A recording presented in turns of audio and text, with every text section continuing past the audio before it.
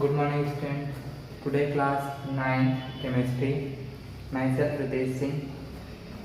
In previous lecture, we discussed the matter, types of matter, and pure substance के बारे में पढ़ा और हमने मैटर के क्लासिफिकेशन के बारे में पढ़ा। ठीक है, और क्या पढ़ा था? फिजिकल प्रॉपर्टी और केमिकल प्रॉपर्टी के बारे में पढ़ा। ठीक है, हम आज शुरू करेंगे प्योर सब्सटेंस के बारे में, जिसमें हम पढ़ेंगे प्योर सब्सटेंस के बारे में थोड़ा और उनकी कैरेक्टरिस्टिक्स के बारे में पढ़ेंगे। ठीक है, तो पहला है प्योर सब्सटेंस। मैंने कल बता दिया था, जो हम देखते हैं जिसमें हम कहते हैं कि वो प्योर है, वो कम्प्लीटली प्योर नहीं होता है। प्योर सब्सटेंस को डिफाइन करने के लिए क्या होता है कि वो केमिकली प्योर हो, केमिकल कंपोजिशन सेम हो। ठीक है, तो यहाँ पे हम शुरू करते हैं। Pure substance is a form of matter that has constant chemical composition and characteristics property. मतलब कि इसमें कांस्टेंट केमिकल कंपोजिशन होगा। ठीक है, जैसे वाटर है, वाटर प्योर कब होगा? जब सिर्फ इसमें क्या हो, H2O और कोई केमिकल्स ना हो। हम ऐसे बस कह देंगे वाटर प्योर नहीं, अगर उसमें थोड़ी सी भी सॉइल कंटेंट है या कोई और भी न्यूट्रिएंट्स हैं तो वो क्या हो जाएगा? इम्प्योर हो जाएगा।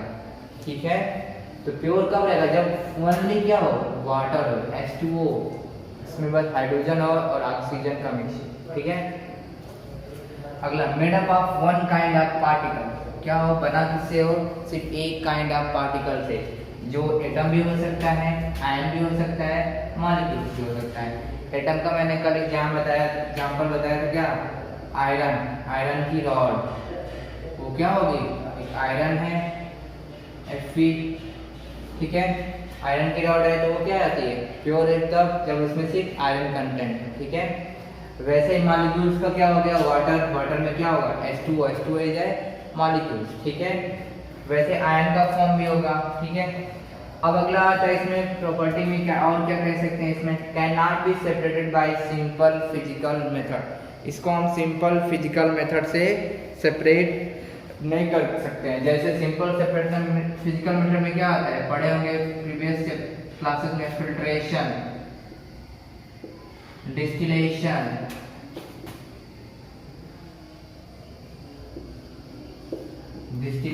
ये सब पढ़े होंगे प्रीवियस क्लासेस में। ठीक है, क्रिस्टलाइजेशन, फिल्ट्रेशन, डिस्टिलेशन, ये सब पढ़े होंगे। मैग्नेटिक सेपरेशन, ये सब भी होते हैं। इस सब मेथड से हम इसको अलग नहीं कर सकते हैं। ठीक है, सेपरेशन, मैग्नेटिक सेपरेशन। ठीक है, तो ये होता है फिजिकली नहीं, केमिकली की बात कर सकते हैं, केमिकली अलग कर सकते हैं। क्योंकि वाटर को अगर हम कल बात किए थे, वाटर एक प्योर से बचते हैं, इसको एक करते हैं सोडियम के साथ, तो क्या होता है?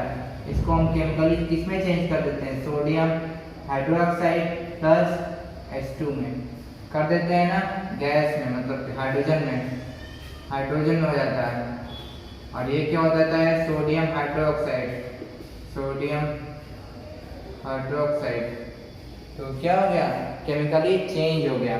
ठीक है, but pure substance physically change नहीं हो सकते हैं। ठीक है, इनकी कुछ कैरेक्टरिस्टिक्स के बारे में पढ़ लेते हैं। क्या होता है? Homogeneous through out. मतलब क्या होता है? प्योर सब्सटेंस क्या होता है? होमोजीनियस होते हैं। मतलब कि जैसे यही अगर आयरन की रॉड है, ऐसी रॉड है, ठीक है, ये रॉड है, तो यहाँ से देखेंगे तो वही का मॉलिक्यूल्स एटम कंपोजिशन दिखेगा, और यहाँ से भी देखेंगे, यहाँ देखिए, कहीं भी देखेंगे तो वही वैसा ही रहेगा। तो इस जगह हर जगह सेम कंपोजिशन दिखना ही हमें क्या बताता है? होमोजीनियसिटी को बताता है कि होमोजीनियस है। ठीक है, दूसरा कांस्टेंट अपीयरेंस। कांस्टेंट मतलब जैसे हर जगह हम देख रहे हैं रॉड है तो हर जगह वैसे ही दिखेगा। जैसे मान सकते हैं सपोज दैट ये रॉड है तो क्या है, इसके व्हाइट पार्ट हर जगह सेम दिख रहे हैं, तो क्या है? कांस्टेंट अपीयरेंस है। ठीक है, कलर भी क्या रहेगा? सेम रहेगा, जैसा शुरुआत रहेगा वैसा एंड में रहेगा हर जगह। डेंसिटी भी क्या होगी? सेम होगी। डेंसिटी क्या होती है? मैंने बताया था, डेंसिटी बराबर क्या होता है? Mass by volume. मतलब कि किसी छोटे से यूनिट के वैल्यू में कितना मास कवर है, कितना मास वहाँ पड़ा हुआ है, वही बताता है क्या है? डेंसिटी। ठीक है, तो डेंसिटी भी क्या होगी, कांस्टेंट होगी या डेफिनिट होगी, फिक्स्ड होगी, ठीक है। नेक्स्ट है, इनमें क्या होता है, have definite melting and boiling point. इसमें क्या होता है, definite melting and boiling point होता है। जैसे अगर हम वाटर की बात करें तो वाटर का बात करें, आप आइस पहले लेते हैं। आइस अगर आइस है तो इसकी मेल्टिंग पॉइंट क्या होगी, 0 डिग्री सेल्सियस होगी ना। 0 डिग्री सेल्सियस पे क्या होगा, चेंज किस में हो जाएगा, वाटर में। तो आइस क्या होंगी, सभी आइस के पार्टिकल्स क्या होंगे जो उसमें H2O है वो 0 डिग्री सेल्सियस में मेल्ट होना शुरू हो जाएगा। तो मतलब क्या है, डेफिनेट है 0 डिग्री सेल्सियस पे आइस सारे वाटर में चेंज होना है। बॉइलिंग पॉइंट मतलब वाटर किस में जाने लगा, वाटर वेपर में, वाटर वेपर में जाने लगा। तो वाटर वेपर कब वेपर में जाने लगा, जब एट अ बॉइलिंग पॉइंट। तो बॉइलिंग पॉइंट कितना होता है, 100 डिग्री सेल्सियस। ये भी इसके लिए क्या फिक्स होगा, 100 डिग्री। मतलब सभी वाटर के मॉलिक्यूल सब क्या होंगे, वेपर फेज में चेंज होने लगेंगे। तो इसलिए ये सब प्रॉपर्टी कैरेक्टरिस्टिक प्रॉपर्टी होता है प्योर सब्सटेंस में। अब हम प्योर सब्सटेंस में दो टाइप्स के प्योर सब्सटेंस पढ़ेंगे, ठीक है। दो टाइप के प्योर सब्सटेंस हम पढ़ेंगे, टू टाइप्स मैंने क्या क्या बताया था, एक बताया था एलिमेंट और दूसरा बताया था कंपाउंड। पहला हमने क्या बताया था, एलिमेंट, दूसरा क्या बताया था, कंपाउंड। तो हम दो टाइप के पढ़ेंगे, एलिमेंट्स और कंपाउंड। तो अब हम एलिमेंट्स के बारे में थोड़ा सा ब्रीफ करने की कोशिश करेंगे, तब तक आप इसे नोट कर लीजिएगा। ये इरेज कर दिया हो तो आप वीडियो थोड़ा पीछे करके नोट कर सकते हैं, ठीक है। मैंने अभी बताया कि प्योर सब्सटेंस को दो पार्ट में क्लासिफाई किया गया, दो टाइप्स के होते हैं प्योर सब्सटेंस। एक होता है एलिमेंट, एक क्या होता है, कंपाउंड, ठीक है। तो अब हम पढ़ेंगे एलिमेंट के बारे में थोड़ा ब्रीफ में। एलिमेंट क्या होते हैं, element are those pure substance that cannot be broken down into any simpler chemical substance by physical or ordinary means and is made up of atom of the same type, ठीक है। तो इसमें दो चीज point हमेशा याद रखना। पहला बात, इसमें ये क्या होगा, ये मेन इंपॉर्टेंट है, मतलब एलिमेंट में जो एटम होंगे वो क्या होंगे, सेम टाइप्स के होंगे। दूसरा पॉइंट क्या होगा, इसको ब्रोकन करके छोटे फॉर्म में नहीं, सिंपलर केमिकल सब्सटेंस में नहीं किया जा सकता है किसी तरह भी, किस तरह, फिजिकल या ऑर्डिनरी मींस से, ठीक है। तो एलिमेंट्स वही होते हैं जो सिंपलर फॉर्म में होते हैं, उनको फिजिकल मेथड से और सिंपलर फॉर्म में नहीं ब्रेक किया जा सकता। सिंपलर फिजिकल मेथड मैंने बताया अभी, फिल्ट्रेशन, डिस्टिलेशन, क्रिस्टलाइजेशन, फिर मैग्नेटिक सेपरेशन, बहुत सारे आते हैं, क्रोमेटोग्राफी, बहुत सारे होते हैं। तो वो सब की जरूरत नहीं है, भी आगे के लेक्चर में हम पढ़ेंगे आराम से, ठीक है। तो जैसे कुछ एलिमेंट्स के नेम मैं लिख देता हूँ। एलिमेंट्स के नेम जो होते हैं, जैसे कार्बन हुआ, ऑक्सीजन हुआ, नाइट्रोजन हुआ, सोडियम हुआ, पोटेशियम हुआ, ये सब क्या है, एलिमेंट्स। एलिमेंट कितने होते हैं टोटल, 118 एलिमेंट्स हैं। जो पेरियोडिक टेबल में सारे दिखते हैं 118, सारे क्या हैं, एलिमेंट्स हैं, ठीक है। वो सारे क्या हैं, एलिमेंट्स हैं, ठीक है। ये क्या होते हैं, अब एलिमेंट्स का दो फॉर्म, एलिमेंट सिंगली भी हो सकते हैं, एग्जिस्ट कर सकते हैं नेचर में, या in combination with other elements के साथ भी। सिंगली मतलब खुद के साथ भी हो सकते हैं, किसी और एलिमेंट के साथ कंबाइन करके भी नेचर में एग्जिस्ट कर सकते हैं।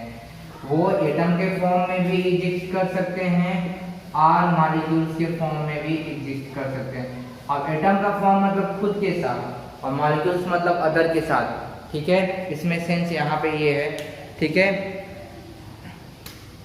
सॉरी गलत हो गया। एटम के मतलब कि वो सिंपल मतलब कि गोल्ड क्या होता है, गोल्ड के सारे एटम्स ही एक दूसरे से जुड़े होते हैं, ऐसे ऐसे जुड़े होते हैं, ठीक है। और जबकि मॉलिक्यूल्स के फॉर्म में जैसे ऑक्सीजन हुआ, नाइट्रोजन हुआ, मतलब ये केमिकली बाउंड हो चुके होते हैं। यहाँ पे केमिकल मॉलिक्यूल्स तब आएगा जब इनके बीच में केमिकल बॉन्ड फॉर्मेशन हो गया हो। और एटम की बात मतलब उसी फॉर्म में एग्जिस्ट कर रहे हैं, लेकिन बॉन्ड केमिकली नहीं है, फिजिकली कांटेक्ट हो, अट्रैक्शन ऑफ फोर्स ऑफ वो, ठीक है। मतलब कि ये बात होता है, ठीक है। क्योंकि सबको पता होगा कि फ्री एग्जिस्टेंस एटम का नहीं होता है, पॉसिबल ही नहीं, एटम फ्री एग्जिस्ट नहीं करता है नेचर में, ठीक है। तो कई सारे एटम मिलके ग्रुप बना के एक दूसरे के साथ, अब अकेला एटम एग्जिस्ट नहीं करता है, ठीक है। वह मॉलिक्यूल्स के फॉर्म में रहेगा या कंपाउंड के फॉर्म में रहेगा, ठीक है। ये होता है, ठीक है। हमारे यही चीजें हैं एलिमेंट्स में। एलिमेंट्स 118 हैं। अब एलिमेंट्स के बारे में हम और पढ़ेंगे ब्रीफ में, और भी इसके बारे में थोड़ा जान सकते हैं कि एलिमेंट्स क्या होते हैं। सॉलिड भी हो सकते हैं, लिक्विड भी हो सकते हैं, गैसेस भी हो सकते हैं, ठीक है। सॉलिड, लिक्विड, गैस सभी हो सकते हैं। जैसे अगर सॉलिड की बात की जाएगी तो गोल्ड और सिल्वर क्या होते हैं, सॉलिड के एलिमेंट्स होते हैं। फिर लिक्विड की बात की जाएगी तो मरकरी जो होता है लिक्विड में होता है।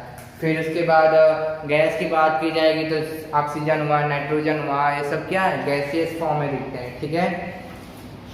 ये होता है, ठीक है।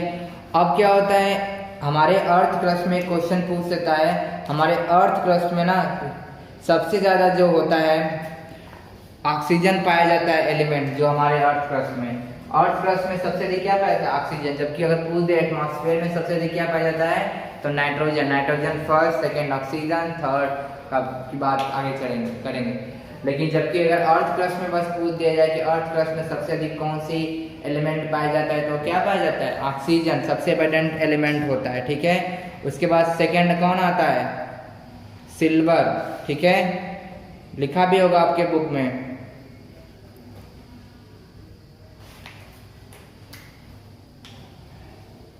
ठीक है, तो पहले पे क्या अर्थ क्रस्ट में क्या होता है, ऑक्सीजन, दूसरे पे सिलिकॉन, ये सब थोड़ा आपको ज़्यादा आएगा नहीं, ठीक है। अब हम उसके बारे में एलिमेंट्स को भी क्लासिफाई किसमें किए थे, 3 पार्ट में मैंने बताया था। कंपाउंड अभी नहीं पढ़ाऊंगा, कंपाउंड एलिमेंट सब कंप्लीट हो जाएगा तो कंपाउंड पे हम लोग जाएंगे, ठीक है। तो एलिमेंट्स के बारे में मैं थोड़ा बताऊंगा बस। एलिमेंट्स के में हम 3 पार्ट में इसको करते हैं, इसको 3 डिवाइडेड इनटू 3 ग्रुप्स, ठीक है। 3 ग्रुप्स में पहला क्या था, मेटल था, दूसरा क्या था, नॉन मेटल था, तीसरा क्या था, मेटलाइट्स था। तो ये हम आपको कल अच्छे से ब्रीफ में बताएंगे कंपेयर करके, मेटल, नॉन मेटल, मेटलाइट्स। हम मेटल और नॉन मेटल के बीच कंपैरिजन भी पढ़ेंगे कल, और मेटलाइट्स के बीच में मेटलाइट्स क्या होते हैं, मेटल और नॉन मेटल दोनों की प्रॉपर्टी रखने वाले को हम क्या कहते हैं, मेटलाइट्स कहते हैं। तो इसके बाद ज़्यादा डिटेल हमें पढ़ने की जरूरत नहीं पड़ेगी, मेटल और नॉन मेटल की प्रॉपर्टी हम बहुत अच्छे डिटेल से कल पढ़ेंगे, ठीक है। तो आज के लिए इतना ही, ठीक है। अब नेक्स्ट क्लास हमारी कल होगी, कल हम आपको इसको बताएंगे, ठीक है। तो आप इसे अच्छे से नोट में, होमवर्क में यही रहेगा आपका, कंप्लीट